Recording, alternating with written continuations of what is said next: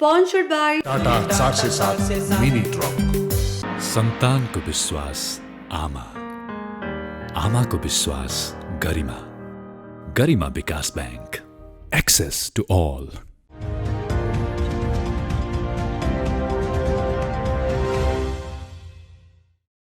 दर्शकवृन्द नमस्कार। संघीय सरकारले जेठ 15 गते बजेट ल्याइसकेको छ। प्रदेश सरकारले असार 1 गते बजेट ल्याइसकेको छ। अब असार 10 गते स्थानीय सरकारले बजेट सार्वजनिक गर्दैछ।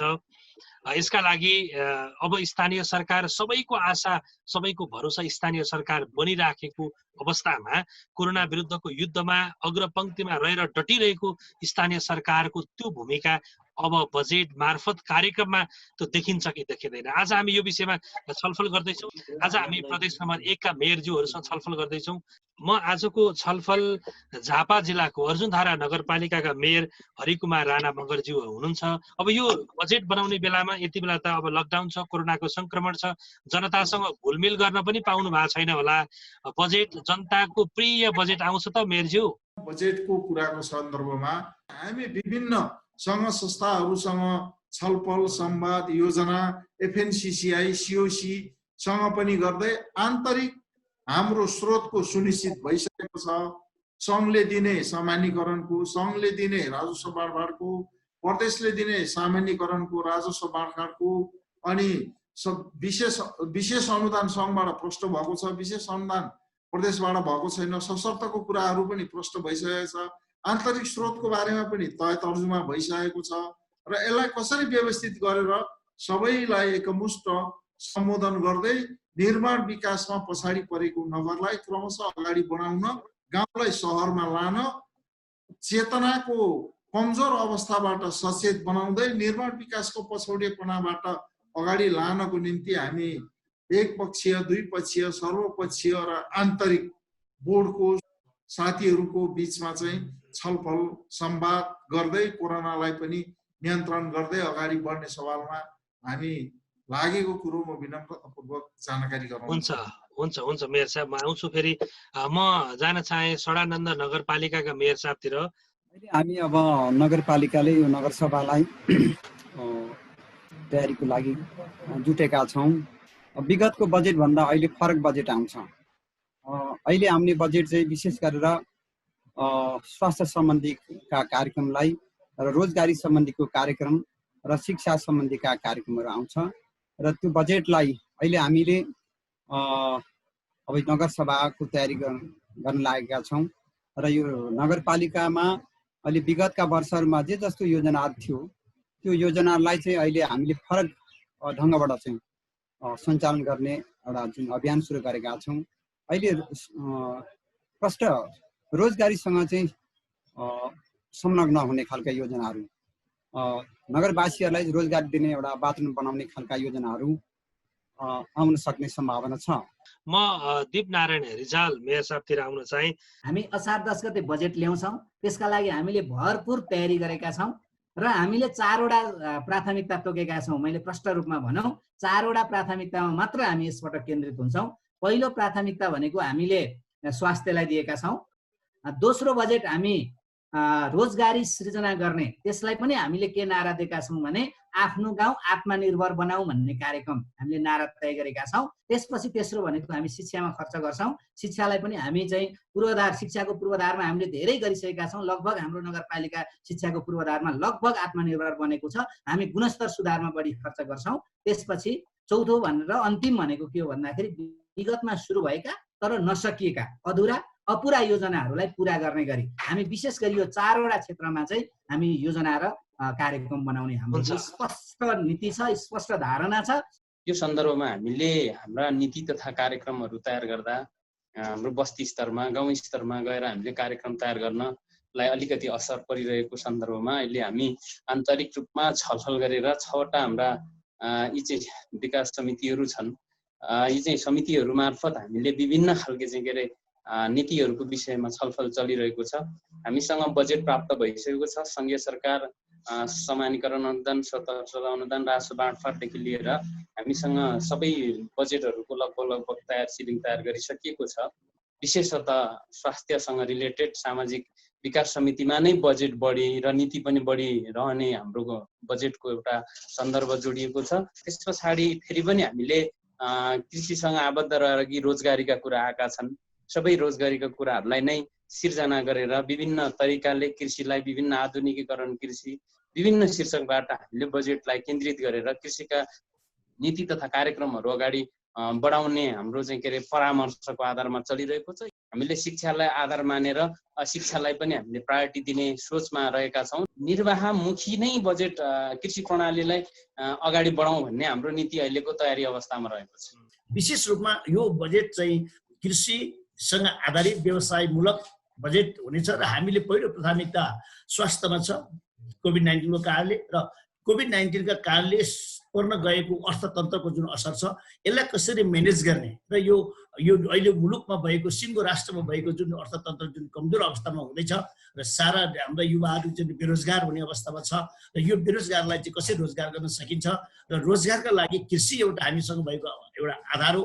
म दोस्रो चरणमा छलफल गर्नतिर लागे। स्थानीय सरकार विभिन्न खालका बजेटहरू काट्दै यो कोरोना संक्रमण नियन्त्रणका लागि लागिरहनु भएको छ। यसले त जनताको विकासको सपना अपेक्षाहरूलाई त बलिदानी दिने प्रयत्न भयो नि मेयर साहब, होइन? अब कसरी यसलाई पुनर्स्थापित गराउनुहुन्छ? अब सङ्घीय सरकारबाट पाउने जुन स्थानीय तहलाई अहिले जे जति बजेटका कुराहरू थियो त्यो आउन सकेको छैन र हामीले स्थानीय तहकै बजेटबाट चाहिँ हामीले यो कोरोना सम्बन्धीका कार्यक्रमहरू चाहिँ अगाडि सारेका छौँ र विभिन्न योजनाहरूलाई कटौती गरेर विभिन्न योजनाहरूलाई चाहिँ हामीले चाहिँ जनप्रिय कार्यक्रमहरूलाई पनि हामीले चाहिँ थाती राखेर त्यस्ता खालको जुन कोरोना सम्बन्धीको कार्यक्रमलाई अगाडि सारेका छौँ। विगतका हाम्रा जुन विकास निर्माणका कामहरू थाती राखिएको छ, थाती भएको छ, त्यो प्रति नगरपालिका धेरै चाहिँ चिन्तित छ र नगरवासीहरूलाई हामीले जुन विकास योजनाहरू दिन नसक्दाखेरि हामी माथि आएका जुन समस्या छ, नगरवासीहरूको जुन एउटा विकासप्रतिको जुन चाहना थियो त्यो चाहना पुरा गर्न नसक्नुको कारणले हामी पनि नगरवासीप्रति हामी धेरै दुखी छौँ र त्यो योजनालाई हामीले चाहिँ क्रमागतमा सुधार गर्दै लाने हाम्रो इच्छा छ र हाम्रो चाहना पनि छ र हाम्रो कार्यक्रम राखेका छौँ। नगरवासीहरूलाई चाहिँ नगरपालिका क्षेत्रभित्र सङ्क्रमण फैलिन नदिने कसरी चाहिँ गर्न सकिन्छ भन्ने ध्यान नगरपालिकाको गएको छ र नगरवासीहरूलाई सुरक्षित राख्ने जुन वातावरण बनाएर र नगरपालिका क्षेत्रभित्र रहेका हाम्रा नागरिकहरूलाई चाहिँ उहाँहरूको चाहिँ आर्थिक मन्दीलाई कसरी चाहिँ न्यूनीकरण गर्ने, आर्थिक मन्दीमा कसरी सुधार गर्ने र उहाँहरूको जुन छ रोजगारीको अवसर कसरी प्रदान गर्ने भन्ने विषयमा नगरपालिकाले चाहिँ ध्यान दिएको छ। निर्माण र विकासको कुरोमा दिगो विकासको निम्ति 5 वटा वस्तुहरूको महत्त्वपूर्ण भूमिका हुन्छ। यो सब साथीभाइहरूलाई थाहा हुनुपर्छ। स्पष्ट नीति नेपालमा 2072 सालबाट मात्रै स्पष्ट नीतिको व्यवस्थापन भएको छ। यो नीतिलाई कार्यान्वयन गर्नको निम्ति 74 बाट जनशक्तिहरूको तयारी भएको छ। जनशक्ति नीतिगत र जनशक्ति प्राविधिक हुन्छ। हामी नीतिगत जनशक्ति हौँ। सङ्घ प्रदेशको चाहिँ नेताहरू चाहिँ नीतिगत जनशक्ति हुन् र कार्यान्वयन गर्ने कर्मचारीहरू सुरक्षाकर्मी र निजामती उहाँहरू प्राविधिक जनशक्ति हो। तेस्रो समय स्रोत र अनुकूल वातावरण। विकासको निम्ति कोभिड-19 आएपछि जुन गतिको साथ नेपाल अगाडि बढ्दै थियो, सर्वाङ्गीण विकासमा पूर्वाधार लगायत 2 वर्ष 2.5 वर्षको गति, यो गतिको अवस्थामा अत्यन्त अवरोध उत्पन्न भएको छ। त्यसले गर्दा यो 5 वटा विषयवस्तुहरू व्यवस्थित भयो भने हाम्रो देश व्यवस्थित, सुन्दर, सफा, हराभरा हुन्छ। हामीले गतदेखि नै एउटा नगरपालिकाले नीतिमै राखेर एउटा वार्ड एउटा स्वास्थ्य संस्था स्थापना गर्ने एउटा नीति थियो। त्यो नीति हामी स्थानीय सरकारबाट पुरा गरिसकेका छौँ र प्रदेश सरकारले त्यसको ग्रेडिङ गरेर अहिले स्वास्थ्य इकाइहरू स्थापना गरेर हामीले यो कार्यक्रम फेरि निरन्तर अगाडि बढाउने हाम्रो सोचमा छ। स्वास्थ्यको पहुँचको आधारमा एउटा हामीले कृषि उपज केन्द्र सञ्चालन गर्ने नगरपालिकामा भन्ने कुरो छ। कृषि उपज केन्द्रको बजेटिङ गत वर्ष गइसकेको छ। अब वडा मार्फत एउटा कलेक्टर स्टोर सञ्चालन गर्ने, प्रत्येक कृषिका कलेक्टर सेन्टरहरू वार्डमा सञ्चालन गर्ने भन्ने, वडामा एउटा परियोजना निर्माण गर्ने कार्यविधि तयार हुँदैछ।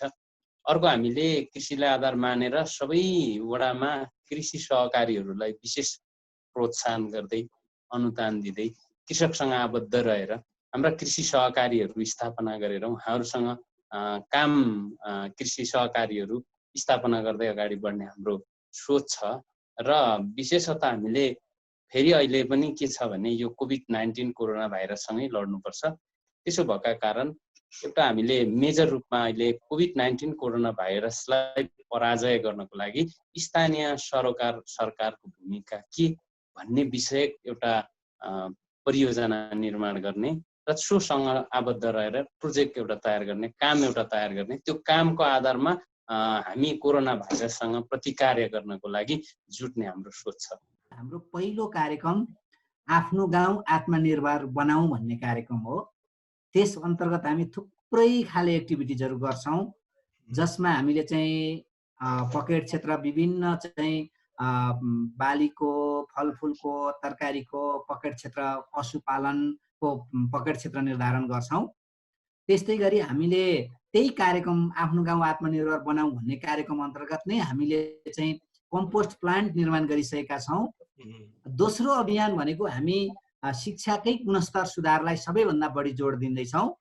शिक्षाको गुणस्तर सुधारमा हामीले विद्यार्थीहरूलाई कसरी विद्यालयमा चाहिँ नियमित आउने वातावरण बनाउने भनेर हामीले चाहिँ नेपाल सरकारले घोषणा गरेको दिवा खाजा कार्यक्रमलाई हामीले टिफिन क्यारी प्रत्येक कक्षादेखि 3 कक्षासम्मका विद्यार्थीहरूलाई टिफिन क्यारीको समेत व्यवस्था गरेर हामीले चाहिँ विद्यार्थीहरूलाई प्रोत्साहित गर्ने, शिक्षकहरूलाई उत्साहित गर्ने र अभिभावकहरूलाई चाहिँ प्रतिबद्ध बनाएर शिक्षक, अभिभावक र विद्यार्थी बीचको त्रिकोणात्मक सम्बन्धलाई व्यवस्थित गर्ने र शिक्षाको मैले अघि पनि भने हामी पूर्वाधारमा एक किसिम आत्मनिर्भर छौँ र अब हामी चाहिँ गुणस्तर सुधारलाई चाहिँ बढीभन्दा बढी जोड दिन्छौँ। त्यसपछि हामी स्वास्थ्यकै सन्दर्भमा कुरा गर्दाखेरि हामीले कोभिड-19लाई विशेष गरी जोड दिन चाहन्छौँ र पहिलो कुरा भनेको हाम्रो अभियानै कोभिड-19लाई अहिलेसम्म हाम्रो नगरपालिकामा कोभिड-19 को संक्रमित एकजना पनि फेला परेको स्थिति छैन। यो क्रमलाई हामी निरन्तरता दिन चाहन्छौँ। भनेको हाम्रो नगरपालिकालाई कुनै न कुनै हिसाबले हामीले कोभिड-19बाट मुक्त राख्ने हाम्रो अभियान हुन्छ। वास्तवमा अब मैले 3वटा काम गर्ने योजना बनाएको छु। यो बजेटको फोकस भनेको हामीले सिँचाइ, कृषि र तपाईको खानेपानी। अब यो जनतालाई, आधारभूत जनतालाई सबैभन्दा नहुने बाटो पनि हो, तर वास्तवमा हामीले केही न केही पूर्वाधार तयार गरिसकेको हुनाले गर्दा अब महत्त्वपूर्ण रूपमा हामीले प्रत्येक जनताको घरमा स्वस्थ खानेपानी पुर्याउनु पर्छ। यो एउटा कुरा। दोस्रो कुरा, हामीले कृषिलाई फोकस गरिरहेकोलाई कृषिलाई का लागि हामीले सिँचाइ पनि आवश्यकता पर्छ भने हामीले त्यो सिँचाइ पनि एउटा प्रोग्राम राखेका छौँ। र तेस्रो कुरा हाम्रो कृषि हो। कृषि किन पनि कृषि हो भन्दा वास्तवमा नेपालको अर्थतन्त्रको मजबुत बनाउने हो भने हामीले यो जुन आयातमुखी जुन नेपालको अहिलेसम्मको अर्थतन्त्र छ र यसलाई निर्यातमुखी बनाउने कुरामा कम्तीमा चैनपुर नगरपालिकाले 1 नम्बर प्रदेशलाई केही न केही हामी सपोर्ट गरौँ भन्ने उद्देश्यले लागेका छौँ र धेरै किसिमको सम्भावना भएको यो चैनपुर नगरपालिका भएको कारणले गर्दा हामीले चैनपुर नगरपालिकालाई, पहिलो कुरा त हामीले चैनपुर नगरपालिकालाई यहाँका नगरवासीलाई आत्मनिर्भर बनाउने भनेर हामीले अन्डा, मासु, फलफुल र दुध आत्मनिर्भर बनाउने। यो त आत्मनिर्भर बनाउनुको साथसाथै त्यति मात्र होइन, चैनपुरबाट हामीले कम्तीमा हाम्रो छिमेकी जिल्ला भोजपुर, तेर्थुम, ताप्लेजुङ, धनकुटा त्यति नभएर हामी सिङ्गो प्रदेशसम्म पनि केही कृषिका जति उत्पादन गरेर यहाँबाट केही हामीले निर्यात गर्न सकौँ भन्ने उद्देश्यले पनि हामी राखेका छौँ। यसमा योबाट हामीले कृषिमा हामीले भेटनेरीको एउटा कार्यक्रम राखेका छौँ, जो एउटा 1 नम्बर प्रदेशकै बहिर जातिको पाठापाठी उत्पादन गरी स्रोत केन्द्रको रूपमा त्यसलाई डेभलपमेन्ट गर्ने। यसमा चाहिँ पशुपक्षी मन्त्रालय र विश्व ब्याङ्क समेतको साझेदारीमा र चैनपुर नगरपालिकाको साझेदारीमा हामीले एउटा प्रोजेक्ट स्थापना गरिरहेका छौँ। त्यसमा हामीले अहिले करिब 50 रोपनी जग्गा किनिसकेका छौँ र हामीले 450 रोपनी जग्गा घाँसका लागि तयार गरिरहेका छौँ र अहिले त्यहाँ हामी निरन्तर रूपमा त्यहाँ हामीले त्यो भवन बनाउनका लागि हामीले नगरपालिकाकै आफ्नो चाहिँ बजेटबाट हामीले त्यो काम अगाडि बढिसकेका छौँ। म अन्तिम चरणमा छु। अन्तिम चरणको छलफल तपाईहरू यस पटकको बजेटसँगै तपाईहरूको परीक्षा पनि हुन्छ जस्तो लाग्छ। अब यस वर्ष पनि तपाईहरूको कोरोनासँग जुझ्ने बढी प्रयत्न गर्दै हुनुहुन्छ। त्यसकारणले यो जटिल परिस्थितिबाट जनतालाई के सन्देश दिनुहुन्छ? कोरोनाको कारणले त हाम्रो कार्यकाल नै ड्यामेज गरिदियो एक किसिम भन्ने हो भने हामीले यसलाई अवसरको रूपमा पनि ल्याएका छौँ। बहाना होइन, मैले तथ्यमा आधारित अलि भने नि, बहाना कहाँ हो र? तपाईँको चाहिँ आउनुपर्ने 50% बजेट अनुदान नआउने स्थिति छ, आएको पैसा पनि कोरोनामा खर्च गर्नुपर्ने छ। यो बहानै होइन, यथार्थ हो। त्यसो भएको हुनाले यसलाई बाहना भन्न मिल्दैन। यद्यपि हामी निराश पनि छैनौँ, हताश पनि छैनौँ र सम्पूर्ण नगरवासीलाई तपाईँको चाहिँ हामी विश्वास दिलाउन चाहन्छौँ। हामीले जुन कामहरू प्रारम्भ गरेका छौँ त्यसलाई हामी जसरी भए पनि सक्छौँ र हामीले जनताले अनुभूति गर्ने गरिकनको, अनुभव गर्ने गरिकनको, महसुस गर्ने गरिकनको काम प्रारम्भ गरेका छौँ। यसलाई हामी सक्छौँ। हामीले हाम्रो कार्यकालको अहिले देखाउने बजेटको रूपमा हामीले दिइरहँदा कोरोना भाइरससँग जुधिरहँदाखेरि हामीले हाम्रो एउटा चाहिँ जुन कोरोनासँग प्रतिकारात्मक क्षमता देखाएको छौँ यो पनि एउटा जनतामा पोजिटिभ म्यासेज हो। अर्को कुरा के छ भने जति लक्ष्य र सोचे अनुसारको बजेट हामीले कार्यक्रम दिनलाई र कार्यान्वयन गराउनको लागि चाहिँ हामी अलिकति नसकेको अवस्था पनि हो। तथापि पनि हामीले बजेट जे छ जस्तो छ त्यो बजेट पूर्ण कार्यान्वयन गरेर अगाडि बढ्नुपर्ने हाम्रो जिम्मेवारी छ र अवसर छ, दुईटै चुनौती पनि छ यसमा। त्यसो भएका कारण यी चिजहरू सबै चिजलाई चाहिँ के अरे हेर्दाखेरि हामीले जति हाम्रा बजेटहरू छन् पूर्ण रूपमा कार्यान्वयन गर्नको लागि हामी प्रतिबद्ध छौँ। हामी स्थानीय तहका जुन जनप्रतिनिधिहरूलाई यसलाई अवसरको रूपमा हामीले लिनुपर्छ, किनभने अवसरको रूपमा हामीले लिन सकियो भने वास्तवमा सम्पूर्ण नगरवासीहरूलाई हामीले एउटा चाहिँ यो सङ्क्रमणबाट उहाँलाई मुक्ति दिलाउनको लागि अवसर पनि प्रदान गर्न सकिने अवस्था छ। अवसर प्रदान गर्ने आधार भनेको पहिलो नम्बर त कृषि नै हो। वास्तवमा मैले एउटा नयाँ अनुभूति गरेको छु। मैले यो प्राकृतिक मान्य दुनियाँमा धरती र आकाशको ठुलो महत्त्व हुन्छ भनेर बुझेको छु। त्यसकारण यो धरतीमा बसेर जनताको सेवा गरिरहेका हामी स्थानीय जनप्रतिनिधिहरू अहिले मलाई ठुलो अनुभूति भएको छ कि वास्तवमा हामी जनताको रूपमा प्रत्यक्ष रूपमा सेवा गर्ने हामी एउटा जनप्रतिनिधि हौँ र यो नेपालको संविधान 2072ले सङ्घीय शासनको अवधारणा ल्यायो, संहिताको अवधारणा ल्यायो र यो संहिताको अवधारणा ल्याइरहँदा वास्तवमा यसले जनतालाई दिन्छ कि हामीले लोकतन्त्र गणतन्त्रका कुरा गऱ्यौँ।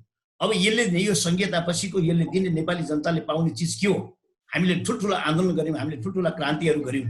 सबै क्रान्तिहरूले जनताले अहिलेसम्म खास के प्राप्त गरे भन्ने कुराको विषयमा जनताहरू पनि अन्यलमा थिए।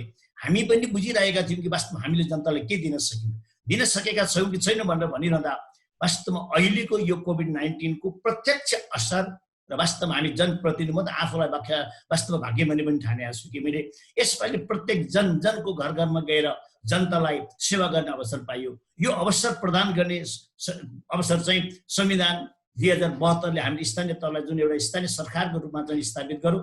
यो स्थापित गरेका कारणले गर्दा आज स्थानीय सरकारले नै आफ्नो राहतको वितरण गर्ने काम गरौँ, उनीहरूलाई क्वारेन्टाइनमा राख्ने काम गरौँ, आइसोलेसनमा राख्ने काम गरौँ र तत्काल परेको बेला प्रत्येक जनतालाई आफ्नो ठाउँ अप्ठ्यारोमा परेको बेला कोही तपाईँको कैलालीमा छन्, कोही कञ्चनपुरमा छन्, कोही मोरङमा छन्, कोही काठमाडौँमा छन्, कोही देश विदेशमा छन्।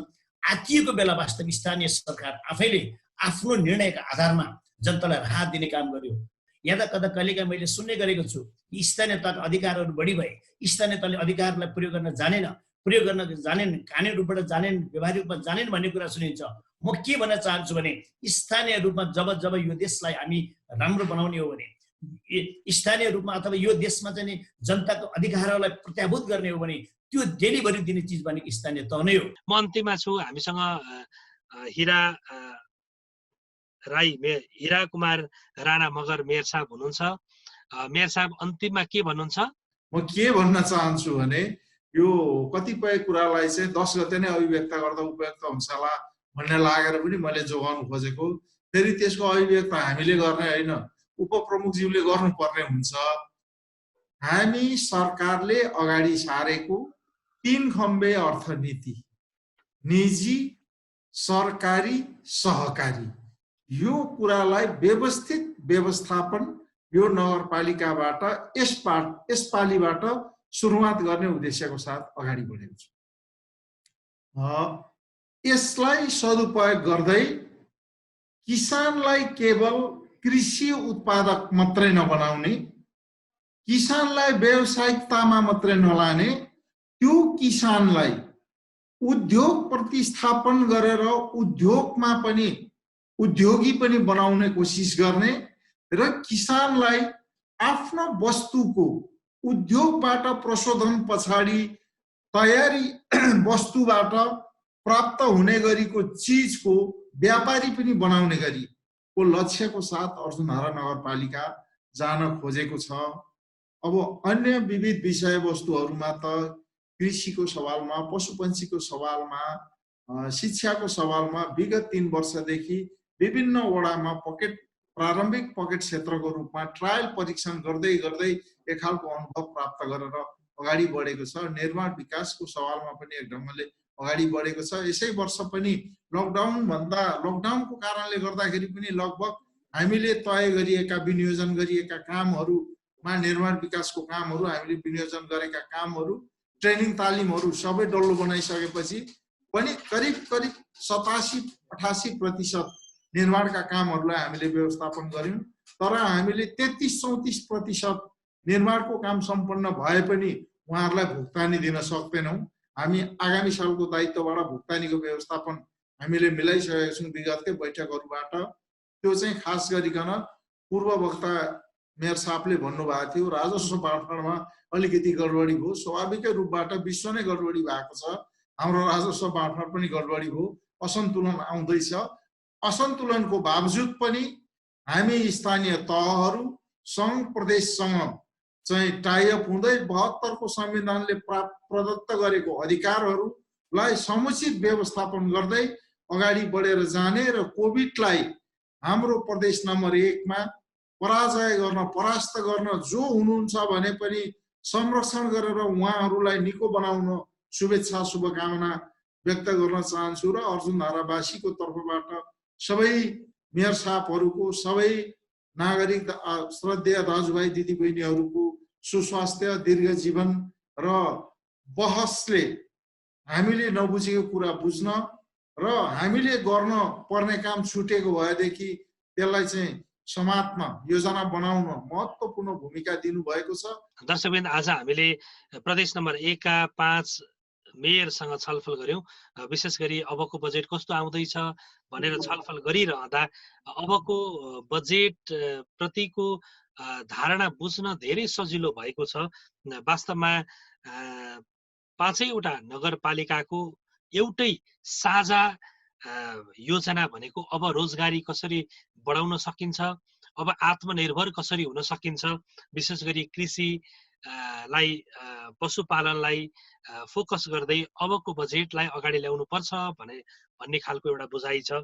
हाम्रो मजुवागढी रूपाकोट मजुवागढीका मेयर साहबको आफ्नो गाउँ चाहिँ आफै बनाउने गरी आत्मनिर्भर गाउँ बनाऊ, हिजोको जस्तो आफ्नो गाउँ आफै बनाऊ भन्दा पनि आफ्नो गाउँ आत्मनिर्भर बनाऊ भन्ने खालको अभियान छ भने सङ्खुवा सभाको धर्मदेवी नगरपालिकाको निर्वाहमुखी कृषिलाई अझ उन्नत ढङ्गले अगाडि बढाउँदै पशुपालनतिर बढी फोकस गर्ने लक्ष्य छ। झापाको अर्जुनधारा नगरपालिकाको अबको बजेट सबैको अपनत्व हुने खालको बजेट ल्याउने प्रण पनि मेयर साहबको छ र उहाँका 5 तथ्य कुराहरू सत्य कुराहरूलाई अनुभूत गर्न सक्ने अवस्था पनि बनोस् भन्ने कामना पनि छ। त्यसैगरी भोजपुरको सडानन्द नगरपालिकाका मेयर साहबको रोजगारी वृद्धि गर्ने र रोजगारी वृद्धि गर्ने आधार भनेको हिजो जस्तो उपकरणहरू प्रयोग गरेर होइन, अब मानव स्रोत परिचालन गरेर त्यहाँबाट रोजगारी सिर्जना गर्न सकिन्छ भन्ने खालको छ। यो लगायत धेरै विषयवस्तुहरू उठेका छन्। चैनपुरको मेयर साहबको पनि विशेष गरी विदेश जानबाट हामी अब रोक्छौँ, विदेश जानेहरूको पीडा मैले बुझेको छु भन्नुभएको छ। यसैगरी सबै मेयर साहबहरूले वास्तवमै जनताको मनभित्र पसेर अनुभूत गर्नुभएको छ जटिलताहरूलाई। पक्कै पनि ती जटिलताहरूलाई सहजीकरण गर्नका लागि मेयरज्यू यस कारणले भनिराखेका छु, नगरपालिकाको नेतृत्व उहाँहरूले गरिरहनु भएको छ। समस्त जनप्रतिनिधिहरूको ध्यान जाओस्, आम जनताको सुखी हुने र मुलुक समृद्ध बनाउने परिकल्पना पुरा होस् उहाँहरूको बजेटबाट। यो भन्दै आजको एपिसोड यति नै। यो स्थानीय सरकारसँगको बजेट बहस भोलि पनि हामी लिएर आउनेछौँ। तबसम्मका लागि आजका हाम्रा 5 जना मेयर साहबसँगै म सञ्चालक शिव अधिकारी पनि आज्ञा माग्छु। नमस्ते।